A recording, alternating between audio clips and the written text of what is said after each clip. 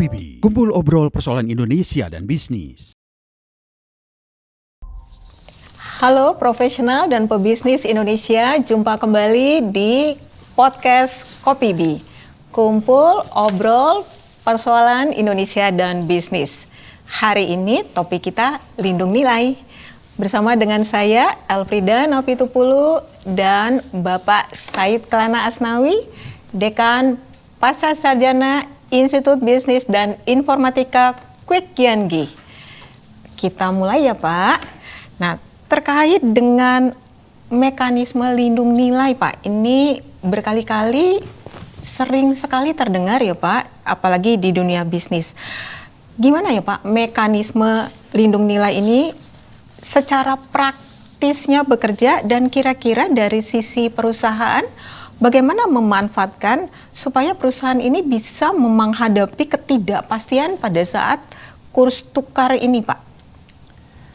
Baik, Bu El, saya izin minum kopi dulu nih.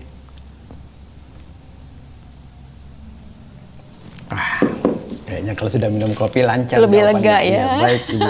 Jadi pertama kita tahu bahwasanya kurs tukar itu adalah berfluktuasi. Iya. Nah, kata berfluktuasi ini memiliki konotasi, salah satu konotasinya itulah berisiko. Oke. Nah, jadi kita perlu melakukan lindung nilai itu untuk dua hal. Pertama untuk mengurangi fluktuasinya, dan kedua untuk mengurangi potensi risikonya itu. Nah, jadi saya kira itu. Jadi tadi ada Ibu bertanya langsung bagaimana dia implikasi terhadap bisnis lah ya gitu. Iya. Nah, dengan demikian lindung nilai ini, hedging ini ditujukan untuk dua hal itu tadi ya Bu ya. Hedging itu kira-kira ada 3 metodenya. Pertama secara natural. Secara natural itu berarti itu caranya adalah dengan menyamakan cash in dan cash out-nya dalam palasnya, dalam mata uangnya. Jadi kalau penerimaannya dalam dolar, kemudian biayanya dalam dolar, maka mungkin kewajiban dolarnya akan terlindungi dengan penerimaannya itu, netonya itu, sehingga dia secara natural akan berkurang dampak dari exposure risikonya itu. Itu yang pertama. Yang kedua itu melalui pasar uang, misalnya pasar uang. Nah, kita ambil contohnya ada dalam risiko ini, dalam lindung nilai ini terhadap utang, karena kalau utang ini kayaknya agak-agak mengkhawatirkan ya. Jadi Ibu bisa bayangkan, misalkan kalau Ibu punya hutang 1 juta dolar, pada kurs 12.000 itu 12 miliar, pada kurs 15.000 Ibu bayarnya 15 miliar, naik 3M itu. Nah, itu berasa sekali. Nah, ini kita perlu lakukan lindung nilai ini. Jadi yang pertama tadi adalah dengan pasar uang. Iya, menggunakan pasar uang berarti ya Pak. Jadi sebenarnya prinsipnya sederhana. Jadi saya kira-kira ilustrasikan begini. Misal di T1 3 bulan lagi kita punya kewajiban 1 juta dolar. Nah, berarti kita harus punya uang 1 juta dolar nih Bu di sini. Berarti dana cadangan. Nah, ya betul. Nah, dana cadangan berarti di saat sekarang Ibu harus tabung. Iya. Nah, tabungnya dalam dolar. Dalam dolar tentu ada bunganya. Berarti yang ditabung bukan 1 juta dong, berkurang ya. Betul. Nah, kemudian katakanlah berkurang sekian gitu. Nah, kemudian ini dikalikan dengan kurs sekarang rupiah. Nah, itu uang yang harus Ibu sediakan rupiah saat ini, dan itu nanti Ibu tabung dalam dolar, dalam 3 bulan dia jadi 1 dolar. Ibu sudah sama sekali itu terlepas dari fluktuasi kurs. Aman karena Pak. Sudah akan ada 1 juta, mau berapapun kursnya itu Ibu sudah terlepas. Nah, ini sudah terhindar dari resiko kurs tukar itu. Itu yang pertama. Yang kedua itu tadi kan sudah yang pertama natural, yang ini yang lihat pasar uang. Yang kedua ini melalui derivatif. Berarti yang anorganik nih. Nah, ini melalui financial instrument istilahnya. Berarti instrumen derivatif ya Pak ya. Dan ini instrumen keuangan, ini yang lazim digunakan untuk lindung nilai. Lindung nilai. Yang saya akan berikan contoh di sini itu derivatifnya itu futures atau forwards. Ada nanti derivatif opsi, tapi itu lebih jauh penjelasannya, tapi saya pakai yang derivatif futures atau forward. futures atau forward ini Ibu mengambil kesepakatan dengan pihak ketiga. Jadi tadi misalkan Ibu punya hutang lah ya $1 juta 3 bulan lagi. Ibu bisa datang ke bank, kemudian deal sama bank. Saya nanti bisa dapat berapa ya kursnya itu. Saya punya kewajiban Berarti bisa nego ya bisa Pak nego ya? harga Oke. angka kursnya Iya. itu. Oke. Misal Ibu dapat nego di 15.500 rupiah per dolar. Berarti Ibu nanti wajib membeli pada harga itu 15.500 dan berarti kalau 1 juta 15,5 M. Betul. Nah, Ibu juga itu sudah lindung nilai Bu, Iya. terhedging, terkontrol pada angka 15,5 M Oke. ini. Nah, ini pertama. Jadi Ibu Iya. sudah bebas kurs tukar. Nah, cuma ada orang kadang bertanya gini, apakah kurs tukar itu hedging ini selalu menguntungkan? Nah, ini yang keliru. Nah, belum tentu Belum Pak. tentu. Iya. Hedging ini adalah tadi untuk mengurangi fluktuasi, untuk mengurangi risiko. Jadi seandainya begini Bu ya, kalau seandainya kurs itu berlaku ternyata 3 bulan lagi 17.000, berarti kalau Ibu nggak dilindung nilai, Ibu bayarnya 17 M. Iya. Karena dilindung nilai, Ibu bayarnya 15,5 Iya. M. Berarti Ibu untung Di satu 1,5. sisi aman ya, buat 1,5. saya. Ya, itu untung Iya, betul 1,5. betul.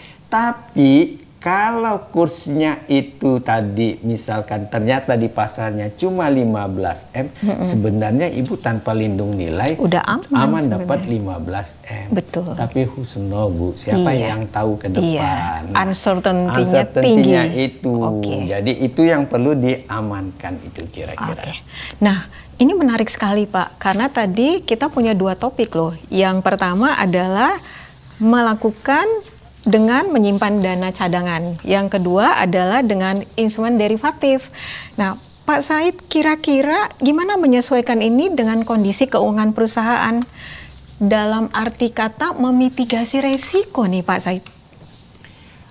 Ya, jadi pertama, kalau yang tadi dengan dana cadangan, jawabannya sederhana, punya dana enggak ya? Oh, kalau ada uang aman ya. Nah, tahu ya, oh nggak punya dana, tapi Oke. bisa pinjam di bank. Nah, itu Opsi itu jawabannya. bisa ya, Pak? Jadi Oke. jadi keperluan sekian pinjam di bank. Selama itu ada, berarti itu bisa jadi salah satu toolnya. Oke. Nah, kalau yang kedua tadi kontrak tadi itu ya, katakan tadi melalui derivatif, katakan futures atau forward, itu artinya kita deal Bu. Kalau kita futures ada 2 bursanya Bu di Indonesia ini, jadi ada 2 bursa, BKDI, Bursa Oke. Komoditi Derivatif Indonesia, dan BBJ, Bursa Berjangka Jakarta. Jadi Oke. bisa masuk situ, mungkin mencari penawaran dan lain-lainnya, kemudian atau deal dengan bank terhadap tawar jual beli kurs tukar Oke. ini. Nah, itu saya kira bisa seperti itu. Nah, untuk opsi saya tidak jelaskan di sini karena dia mekanisme teoretiknya agak lebih panjang. Oke. Kita terkait untuk mekanisme futures, forward atau terkait opsi yang mungkin kita nggak usah mungkin go detail Pak. Kira-kira gimana caranya Pak dalam praktek lindung nilai ini supaya perusahaan bisa memperoleh kesepakatan yang efektif dan aman? Ya, harus trust Bu, saya kira. Oke. Dan kita pertama dapat. Jadi begini, kalau dia tadi dengan futures, berarti kita itu punya wajib Bu sifatnya. Jadi wajib beli, dan wajib beli itu berarti konsekuensinya mengikat. Oke. Nah, konsekuensi mengikat itu harus dipenuhi oleh kedua belah pihak, saya Berarti kira itu. penting ada trust Penting ya, sekali. dan dengan bisa mengelola ini secara efektif, kemudian ini bisa bisa dilakukan oleh kedua belah pihak dan akhirnya bisa memitigasi risiko ya Pak ya. Betul. Dan Oke. saya kira kata kuncinya sangat penting buat perusahaan karena kalau dia menjadi lebih smooth, Iya. tidak berkurang risikonya, berkurang fluktuasinya. Jadi secara energi perusahaan itu Iya. bisa lebih terkelola. Jadi nggak Oke. lagi pusing, berapa ya biaya saya Iya. naik, berapa utang saya, berapa Oke. ini, berapa penerimaan. Nah, itu akan membuat bisnis itu lebih lebih Oke. terkelola. Berarti lindung nilai ini adalah salah satu cara memitigasi risiko. Betul sekali Bu, apalagi kalau nanti dalam dunia yang penuh ketidakpastian ini kan Iya. tiba-tiba ya mohon maaf ada terjadi perang dan lain-lainnya, tiba-tiba kurs melonjak sangat Iya. tinggi dan lain-lainnya.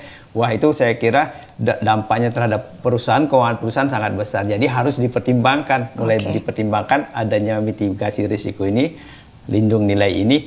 Nah ini sebenarnya tidak mutlak harus semua, tapi mungkin bisa sebagian. Jadi tadi kalau hutangnya misalkan 1 juta, ya yang dilindung nilai 500 lah separuh, yang Oke. separuh mungkin dibiarkan. Kalau tidak mampu melakukan lindung nilai semua. Tapi yang paling penting harus sudah mulai masuk di dalam pertimbangan bahwasanya hedging atau lindung nilai ini adalah bagian dari strategi keuangan. Oke, terima kasih banyak Pak Said. Jadi ada 2 hal penting yang perlu kita lihat untuk lindung nilai ini. Yang pertama adalah menggunakan dana cadangan, yang kedua adalah mengutilisasi instrumen derivatif. Terima kasih, sampai jumpa di podcast Kopi B berikutnya. Growth Your Business.